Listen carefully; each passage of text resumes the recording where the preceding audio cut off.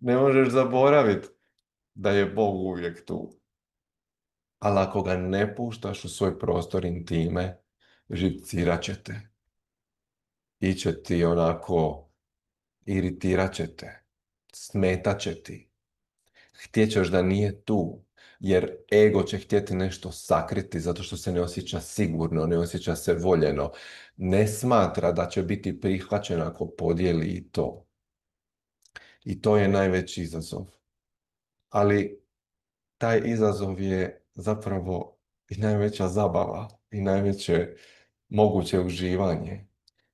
I uistinu osjećam da ako danas napravite samo jedan mali korak vraćanja Boga u intimni odnos, da će se kvaliteta fizičkog života na zemlji promijeniti na razinu neprepoznatljivosti.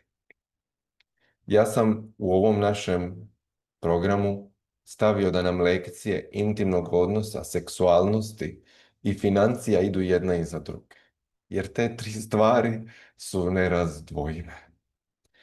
Jednostavno vidjet ćete da intimni odnos, seksualnost, kada su življeni, kada se žive kao božansko, na razini da je Bog sve prisutan u tome i da ga se ne odvaja, da rezultira beskrajnim obiljem, koje ne mora biti veliko na papiru, ali unutarnji osjećaj bezbrižnosti, zbrinutosti, da te se pazi, da si ti 100% sigurna. To tako snažno proizlazi da to proizvodi osjećaj obilja i onda su sve potrebe čovjeka zadovoljene. I ta intima, dakle, kreće od tog unutarnjeg prostora. Da je svaki dodir Boga, dodir s Bogom. Da je svaki pogled na Boga, pogled s Bogom, od Boga. Da je svaka muzika, svaki glas, svaki zvuk, obraćanje Boga tebi. Pjevanje ljubavne pjesme. Bog ti se obraća s ljubavlju. Da je sve što kušaš, kako smo rekli, sve što pomirišeš, da je to božansko. I da ti je odmah jasno da se ti nemaš nigdje za sakriti i da se ne želiš skrivati. Da nema te emocije koju želiš zadržati za sebe. Da ćeš je odmah dati Bogu i doćemo mi na emotivni dan.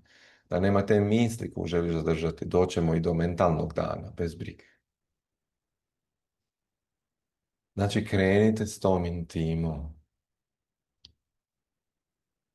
Taj svoj unutarnji svijet prestati braniti, prestati skrivati, prestati osuđivati sami sebe da Bogu tu nije mjesto ili da je nedostojno da Bog bude tu. I mi često imamo u našoj kulturi takve poruke, takve nekakve riječi koje se slave, znate, gdje onaj u Novom Zavjetu, u Evanđelju, Kristu kaže: nisam dostojan da uđeš pod krov moj. Ali samo riječi ozdravit će duša moja. Što je mislio po time?